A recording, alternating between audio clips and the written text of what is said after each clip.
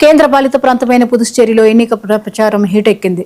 Sitting MLA Gollapalli Ashok ప్రచారంలో దూసుకుపోతున్నారు. కాంగ్రెస్ అభ్యర్థి మల్లాడి కృష్ణారావు చేస్తున్న ఆరోపణలను గొల్లపల్లి తోసిపుచ్చారు.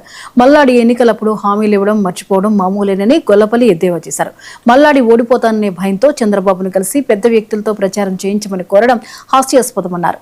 2 రోజుల్లో రీజెన్సీ సిరామిక్స్ అధినేత జిఎన్ నాయుడు వస్తున్నారు. వారితో మాట్లాడి రీజెన్సీని తిరిగి తెరిపించి నిరుద్యోగులకు ఉపశమనం కలిగిస్తానని గొల్లపల్లి అశోక్ స్థానికులకు హామీ ఇచ్చారు. అది స్కీమ్ అవనివ్వండి కూడా ప్రజలకి డైరెక్ట్గా నేరుగా డెలివరీ అయింది. అదేవిధంగా మత్స్యకారులకు పూర్తిగా వాళ్ళకి సంబంధించిన అమౌంట్ ఏ సొసైటీకి వెళ్లకుండా కేవలం వాళ్ళ డీబీటీ ద్వారా వాళ్ళ అకౌంట్కే పడడం జరిగింది. అది మీరు ఎక్కడ అడిగినా పాత్రికేయ మిత్రులందరికీ కూడా తెలుస్తుంది.